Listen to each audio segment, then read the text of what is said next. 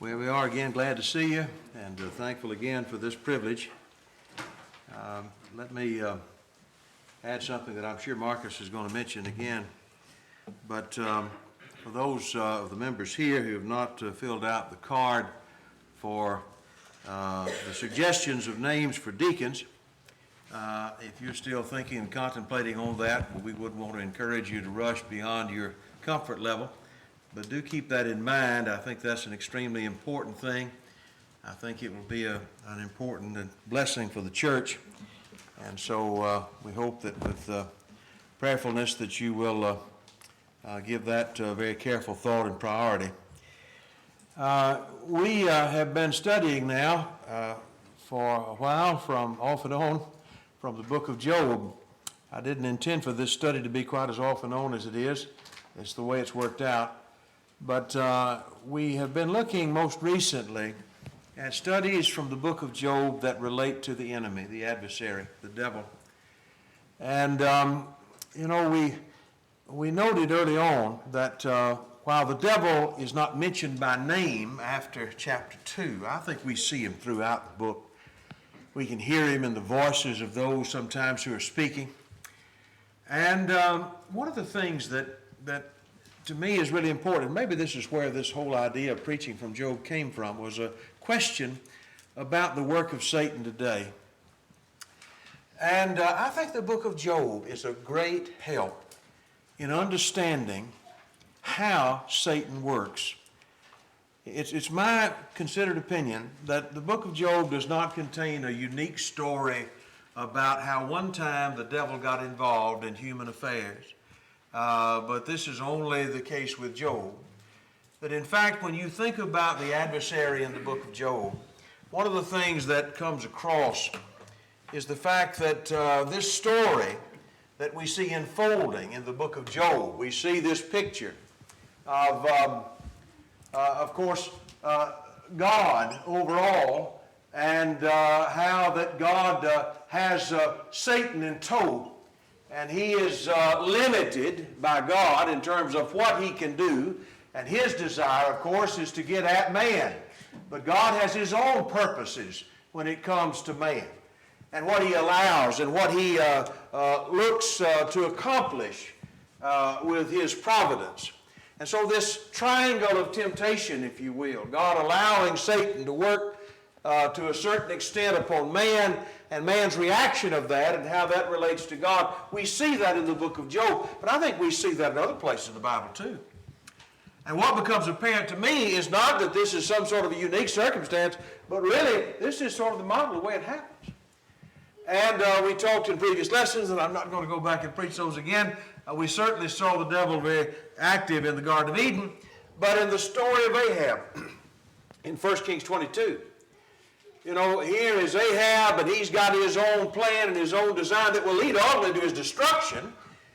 And when a prophet of God is called, Micaiah the son of Imlah, and he's speaking one way and all these false prophets the other way, he explains to the king, well, I'll tell you where all these words came from. They came from an evil one.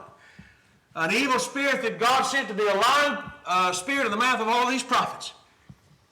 And I think what you see is the same kind of thing. Not the same result, because it's a different man in the picture. But how that these evil spirits are allowed to work on a man, in this case, to his ruin. In Job's case, to his strengthening. But the process is the same. In 1 Chronicles 21, we looked at how the devil, Satan, tempted David to number the people.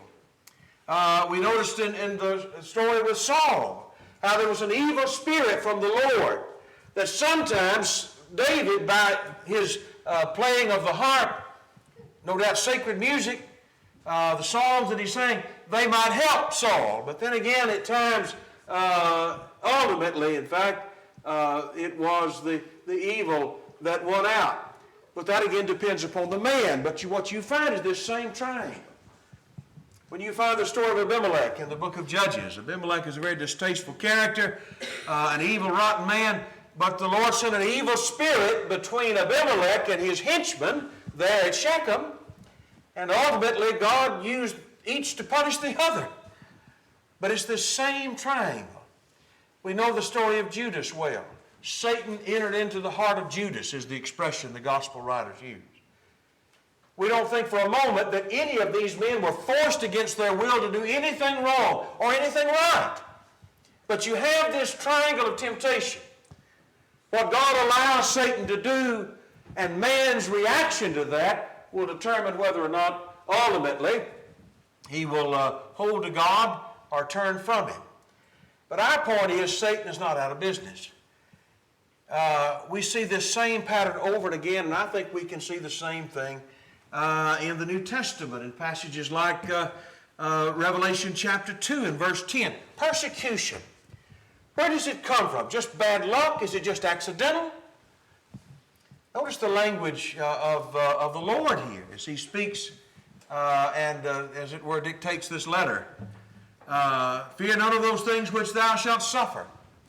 Behold, the devil shall cast some of you into prison that you may be tried, and ye shall have tribulation 10 days. Be thou faithful unto death, and I will give thee the crown of life. One of the arguments against what I'm teaching tonight, and there are some brethren who would consider this to be just terrible. I mentioned already, I think, this story. I heard a fellow, smart guy, written several books, and a lot smarter fellow than I am. But he had come up with the idea that really all of this idea of Satan working today is just a reference to the Garden of Eden and the results of sin. Almost like, this is not his analogy, but it sounds like when you hear him talk, it's almost like the devil just taking a big old boulder and rolling it off the hill, and who knows where it'll bounce. He's responsible for it, but he really has nothing to do with the day-to-day of it. I don't think you can read the Bible and come up with that idea. I don't think you can read the Bible and hold that idea. He made this statement at one point. He said, if God decided tomorrow to just destroy the devil and wipe him out of existence, we wouldn't even notice. Wow. Is that what you're reading in these passages? I'll tell you what the Lord said. He said, the devil shall cast some of you into prison. Now, what I have to admit is I don't always know how Satan works in these cases. But I know that he moved the men in the book of Job to destroy Job's property, whether it was the Sabaeans or the counties. Here were individuals from distant places who came, and just at this time and just at this place, I don't think the devil, again, can take any man against his will. I don't believe the devil is God, only evil. But he's no human being. And to believe that creatures can do amazing things is no more blasphemy than to believe that angels can do amazing things. I don't understand how angels work as they do. But my point is, I believe that just exactly as the Scripture says, that angels minister to the righteous. And I believe that the devil is in this world, and he's casting some into prison. And the Lord said concerning Pergamos, that's where Satan's seat is, where Satan dwells. I don't believe that Satan is out of business. He's still in the persecuting business. And I believe the devil is in the disease and disaster business. And we looked at this passage last time. We'll not spend a lot of time on this. But when Paul wrote to the Thessalonians, he told them, he said, look, I wanted to come and be with you. Repeatedly, it was my desire to do so. But we were hindered. He didn't just say we were hindered. What he said was, verse 18, wherefore, we would have come unto you, even I, Paul, once and again, but Satan hindered us. I don't know how he hindered. I'm sure there wasn't some character in a red cape and horns that was grabbing hold of Paul's shirt. Maybe it was through the enemies of Paul that had to change his plan. Maybe it was through some political circumstance. Maybe it was through sickness. But Paul said, I know where this comes from. It comes from the devil. I don't guess Paul believed in bad luck. I believe Paul believed in the work of Satan in hindering the gospel. And I don't think it's heresy to believe that today. Luke 13, we looked at this also last time. The Lord heals a woman here who had been all bowed over and crippled up. 18 years. But he said this spirit of infirmity that she had been suffering under was healed, and how the people critical of that action of mercy were incredibly hypocritical. How that they would loose an animal if he was in danger, even on the Sabbath day. And ought not, verse 16, ought not this woman, a daughter of Abraham, whom Satan hath bound, lo, these 18 years, be loosed from the bond on the Sabbath day? Now you might say, well, that's demon possession, some special dispensation. Well, I don't know anything in the passage that demands that. Was Job demon possessed? He certainly was sent trouble from Satan, physical trouble. In 2 Corinthians chapter 12 and verse 7, Paul writes toward the end of that letter about his experience. You know, he's writing here, and he's rather amazed that the Corinthians have been influenced by his enemies to the point that he almost feels like he needs an introduction to them. If he's known by anybody, he's known by them, he says. Do I need a letter of introduction to you? Have you turned from me that much? Have you believed my enemies that much? Anyway, so he talks about the revelations and the wondrous things God had done for him, his sufferings and his blessings. And then he says in verse 7, and lest I should be exalted above measure through the abundance of the revelations, there was given unto me a thorn in the flesh, the messenger of Satan, lest I should be exalted above measure. And we stop to ask the question. This is a messenger of Satan, lest I should be exalted above measure. Why would Satan object to Paul being exalted above measure? I imagine he'd be thrilled for Paul to be exalted above measure. If Paul could be swell-headed and filled with pride, he'd be thrilled about that. That was not the devil's reason for acting. He was buffeted, he was hit, slapped in the face by a thorn in the flesh that he said was from Satan. But he didn't beseech Satan for relief, he besought the Lord for relief. And ultimately was told, no, it's good for you to have it. My strength is made perfect in weakness. Doesn't that sound a lot like what we read about in the book of Job? Job was certainly hit hard by Satan, but God allowed that. And he did so for an entirely different purpose. Satan was trying to overwhelm Job. God was trying to make him stronger. The difference is in the man, in the individual. Maybe a lot of questions that you have left from that, but I don't think there's any doubt that that is a fact. We see that pattern not just in the book of Job, but throughout the Scriptures. And so Paul said, more gladly, I'll glory in my infirmities. If this is what I need to hold to God and keep my feet on the ground, God knows best, and I'll accept it. But do not doubt that Satan was directly involved in the thorn of the flesh, and do not doubt that he still is. When it comes to sowing bad seed, don't we live in a world that is just filled with religious error and confusion and false hope and discouraging fear and ungodly philosophies that blind people and false answers to important questions that lull people to sleep spiritually? Is that just bad luck? Is that just coincidence? Did that just happen? I don't believe so. I don't believe the Bible teaches that so. Look with me at a familiar passage over in Matthew chapter 13. Here the Lord is teaching a lesson, teaching a parable. And we sometimes call it the parable of the wheat and the tares. In the 13th chapter, he put forth a parable in verse 24, and he said, behold, the kingdom of heaven is likened unto a man which sowed good seed in his field. But while men slept, his enemy came and sowed tares among the wheat and went his way. So when the blade was sprung up and brought forth fruit, then appeared the tares also. And the servants of the householder came and said unto him, Sir, didst thou not sow good seed in thy field? From whence then hath it these tears? And he said, An enemy hath done this. An enemy hath done this. The servant said unto him, Wilt thou that we gather the tares? And he said, No, that'll do more harm than good. Wait. So anyway, he explains later the parable of the tares of the field. That's what the Lord called this story. In verse 37, He that sows the good seed is the Son of Man. The field is the world. The good seed are the children of the kingdom, and the tares are the children of the wicked one. The enemy that sowed them is the devil. The harvest is the end of the world, and the reapers are the angels. He goes on to say in verse 40, As therefore the tares are gathered and burned in the fire, so it shall be in the end of this world.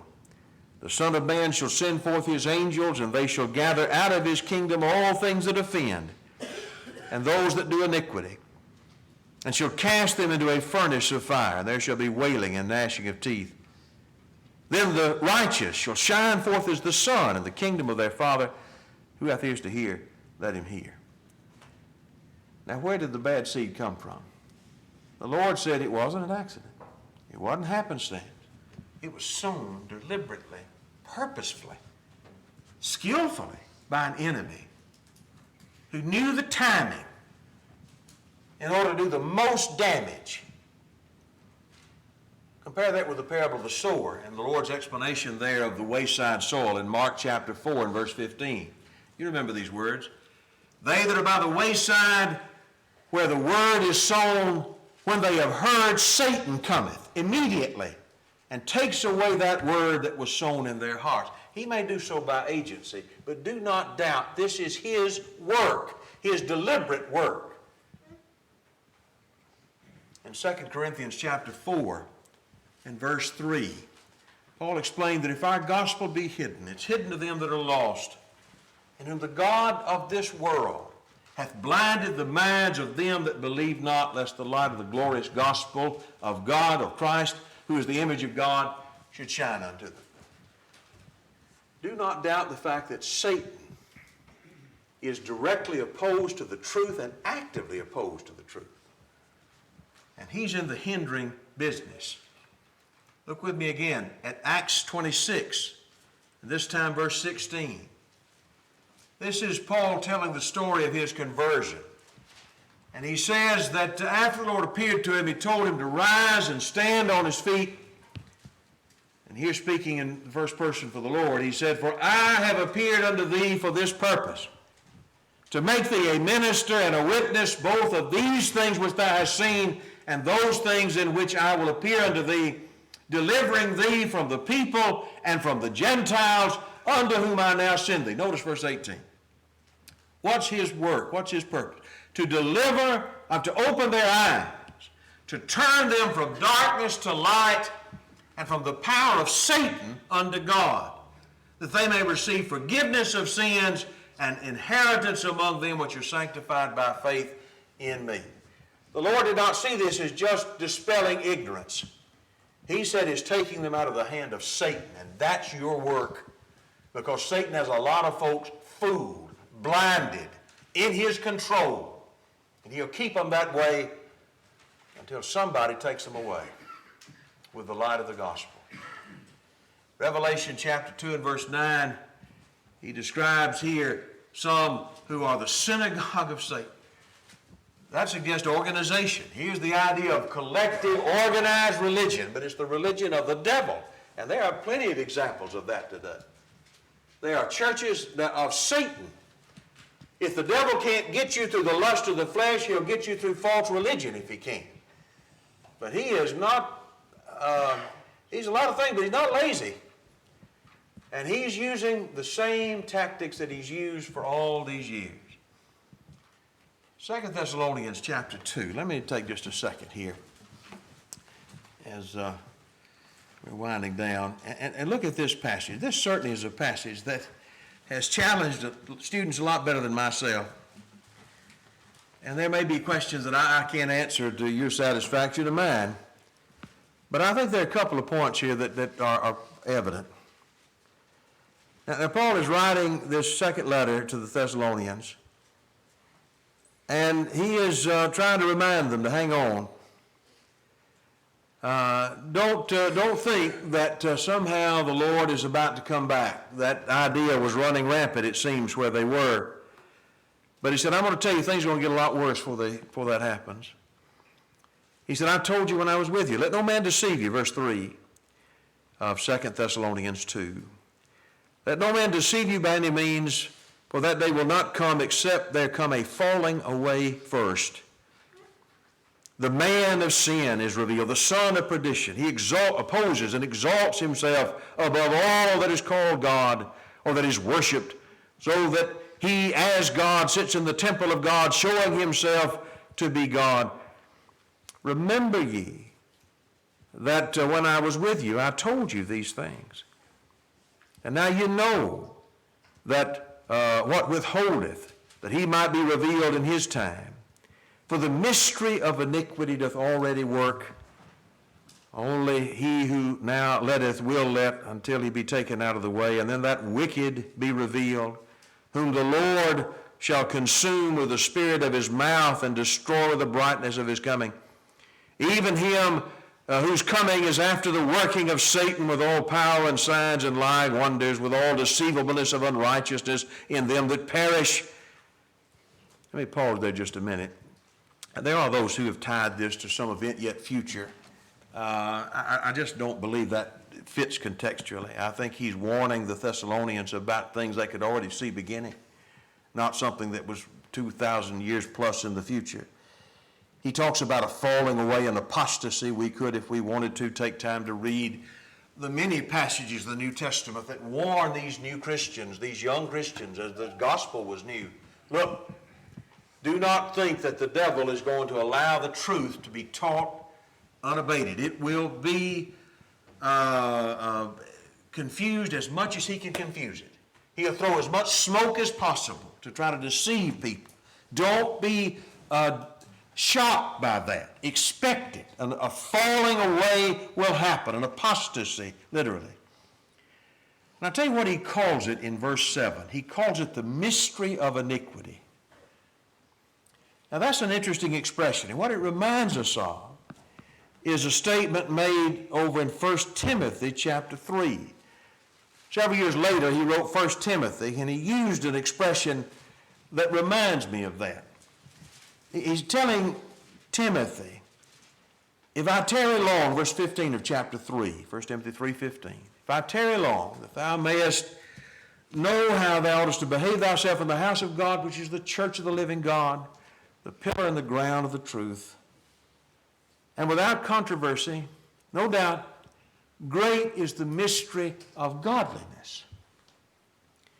God manifest in the flesh, justified in the spirit, seen of angels, preached unto the Gentiles, believed on of the world, received up to glory. And so you have here this expression, the mystery of godliness. And I think that's Paul's expression to describe God's work to save man. This is the great scheme of redemption. How is a righteous God going to ever be able to save a man that he loves who's a sinner? How can that gap be made up? The mystery of righteousness.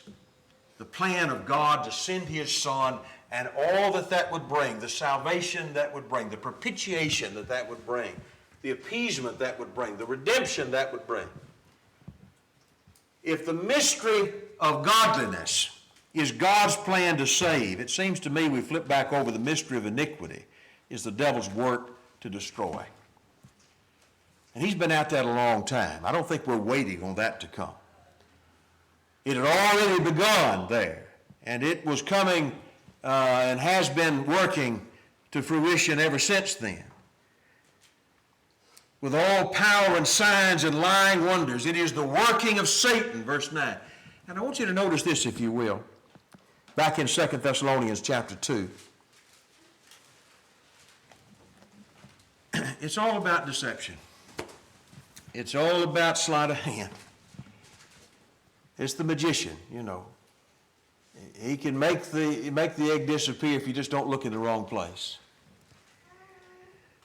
with all deceivableness of unrighteousness in them that perish. Why does it work so well?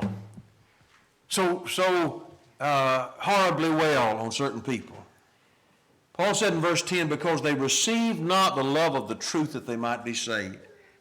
For this cause God shall send strong delusion, that they should believe a lie, that they all may be damned, who believe not the truth, but have pleasure in unrighteousness. Why is it that so many are deceived? Paul's answer seems to be this. Not my answer, Paul's answer. The Holy Spirit's answer. He said, because there are a lot of folks that don't want the truth. That doesn't mean every person that's lost is dishonest. There's some maybe just waiting on you to knock on their door or send them word. But there are a lot of people who are going down the drain because they see the truth and that's too hard, too much. They don't love the truth. So guess what? The devil's always got a counterfeit thing. I heard a preacher years ago. He was talking about Jonah, and he made a point that I've never forgotten. He said, you know, we all know that story of Jonah. And we all know about Jonah being called of God in order to go and preach to Nineveh, that great city. And Jonah didn't want to go. So Jonah went down to Joppa, and he found a boat going to Tarshish, and he got on that boat. And he was heading the other way because he didn't like what God said. He was going to find his own way. We know how that story ended. But the guy made this point, and it stuck with me. He said, you know, all of us are called to do God's work. And sometimes we don't want to do it. He said, I'll make you a promise. He said, if we decide, having heard God's call, we don't want to respond to God, we reject God's call, the devil will always make sure there's a boat going to Tarshish. That's right. There'll always be a boat to Tarshish if you look. If you don't want the truth, there'll always be something. There's always a horse to ride out of town on. And that's the devil's work. That's what I believe he does. And he's busy at it. There'll always be open doors to bad places at weak times. How does John describe sin, the lust of the flesh, the lust of the eyes, and the pride of life? We looked at this passage briefly this morning in 1 Corinthians chapter 7 and verse 5. Defraud ye not one another, except it be with consent for a time, that ye may give yourselves to fasting and prayer, and come together, that you not be tempted for your incontinency. Who tempts you? Satan tempts you. Satan has just seems to be at the wrong place at the right time in order to tempt people when they're weak. When did he show up to tempt the Lord? When he had been fasting 40 days? That's his work. And when he left the Lord in the wilderness, the text says that he left him until an opportune time. He is nothing if not opportune. Why has Satan filled your heart to lie to the Holy Ghost? Peter asked Ananias. He'll be there to fill your heart when you're weakest. Ephesians chapter 4 verse 26. Be angry and sin not. Neither let the sun go down on your wrath. Don't give place to the devil, because he will be there to test us. That passage in 1 Corinthians chapter 5, here are young women that it seems, or women I should say, that it seems are taken into the number, whatever's involved in that, some type of special service and dedication for the support that they would receive. But Paul said, don't receive younger widows. Younger widows need to marry and bear children and guide the house and get busy and live their life. He said, otherwise, if they're taken into the number too young, he said they will give occasion for reproach. Verse 15, he said, there are some that are already turned aside after Satan. He said they will have damnation, verse 12. They'll cast off their first faith. They'll learn to be idle. And not only that, but tattlers and busybodies, speaking things that they ought not. What's the old saying? Idle hands are the devil's workshop. I suppose that didn't come from this verse. It's reflected in it. But that's the idea, that just when we're vulnerable, when we're the most likely to be pushed over, the devil will be there pushing all he can. 2 Corinthians chapter 2 and verse 11, Paul says you need to show mercy to the repentant, because otherwise we'll be outwitted by Satan. And that would be unthinkable. We're not ignorant of his devices. We know he's going to show up at the wrong place at the wrong time. Well, we could go on with this, but I think you've been very patient. Let me just share a couple of passages with you in closing. And one of them is 1 Peter chapter 1 and verse 3. And I think this passage, I hope, will put our minds to rest to say that even though Satan is allowed to tempt us and test us, and sometimes at the worst times, we find that testing and temptation, I want to assure you that there's never an occasion when Satan knocks on your door that we can't win, that you can't win. Blessed be the God and Father of our Lord Jesus Christ, which according to his abundant mercy has begotten us again unto a lively, a living hope by the resurrection of Jesus Christ from the dead, to an inheritance incorruptible, undefiled, that fades not away, reserved in heaven for you, who are kept by the power of God,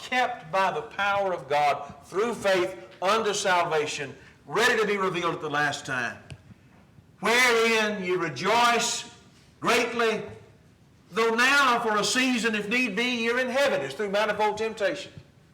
You have hope, but it's a hope right now mixed with sorrow and pain and difficulty. But remember this, the trial of your faith, being much more precious than of gold that perishes, though it be tried with fire, might be found unto praise, honor, and glory at the appearing of Jesus Christ. Isn't that the story of Job? That the trial of your faith will work good in you if you hold to him. That's your story as well. We're in this thing to win it. I know that sounds trite, but I think that's the attitude we've got to have when it comes to the temptations of Satan. James wrote, submit yourselves therefore to God, resist the devil and he will flee from you. Draw nigh to God and he will draw nigh to you. Cleanse your hands, you sinners. Purify your hearts, you double-minded. He's full of bluster and bravado and confidence, but he walked away shamed and discredited when Job stood up and would not yield. And the same can be true about you and I.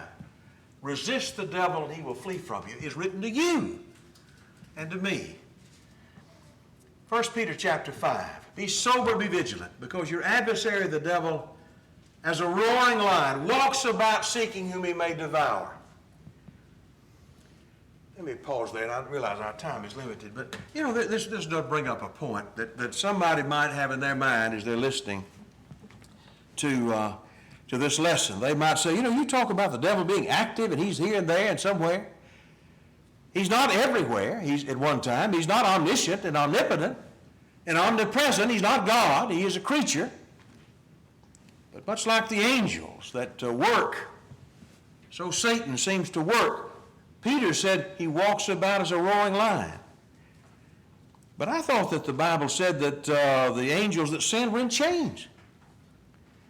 Well, actually, the Bible does say that. You know who said that? Who wrote that? The same guy that wrote this passage. If you look in 2 Peter chapter 2, in verse 4, if God spared not the angels that sinned, but cast them down to hell, Tartarus, in fact, and delivered them into chains of darkness to be reserved unto judgment. You might remember that Jude, in the little book of Jude, he has a very similar line of reasoning, and he brings up the same example. In Jude, the 6th verse, It reads, "The angels which kept not their first estate, but left their own habitation, he is reserved in everlasting chains under darkness, under the judgment of the great day." And somebody might say, well, you're going to have to explain to me how these two things can be true. Which is it? Does he walk about as a roaring lion, or is he under chains of darkness? Of course, the answer to that is both are true. They're both inspired statements, written by the same man in one case. Is it possible that the devil can be in chains under darkness and be walking about seeking whom he may devour? Is it possible to be bitten by a chained up dog? Happened to me once. If you're not wise enough to stay out of his way. I'll just offer this as a quick thought at the end of this lesson. I really think that a passage like 2 Peter 2 and Jude, I don't know that they're talking so much about location and logistics as they are talking about condition.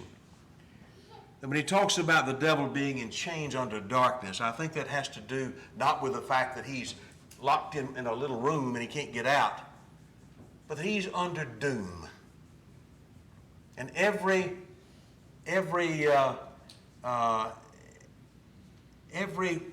moment of existence, if you can talk about moments with spirit beings, is the reality that he has no hope. He is bitter and lost and vicious. He is restrained by God, just as he was with Job. He's in your hand, only save his life. But he is certainly busily seeking the next victim. And that's the point of this lesson, really. I think we make a mistake if we see the evil of this world as being just coincidental or accidental. It is purposeful. And I think that'll get me very serious about meeting the challenge. There's a difference in just hail falling from the sky out there and somebody shooting at us in the parking lot. If we thought somebody was shooting at us, we'd take that a lot differently, wouldn't we?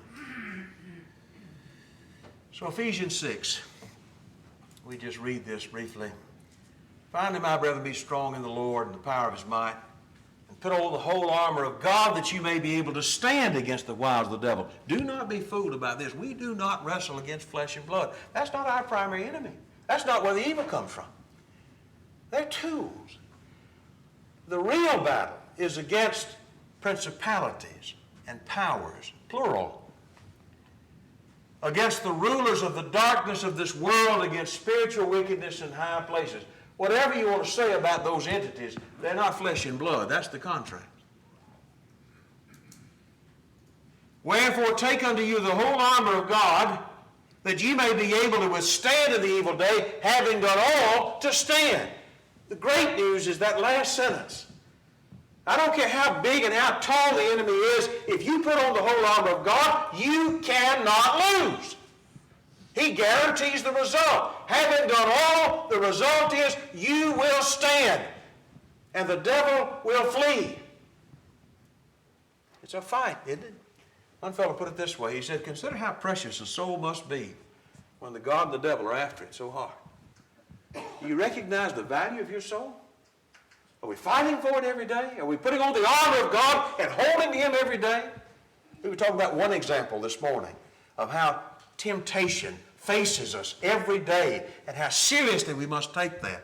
But there are a lot of realms besides sexual purity. And all of those things, maybe your problem is not so much there but somewhere else. But we all have problems. And we all have an enemy that is trying to kill us. Put on the whole armor of God. One old fellow said it this way. The prayer that was recorded was something like this: "Oh Lord, help me to fight the devil as long as I've got a fist. If my fist break, then help me bite him as long as I've got a tooth.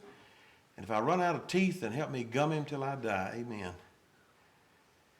I like Job better. Job said it this way. He said in chapter 27 and verse 3, we close with this passage. He said, "As long as my breath is in me, and the Spirit of God is in my nostrils, my lips will not utter falsehood, and my tongue will not utter deceit.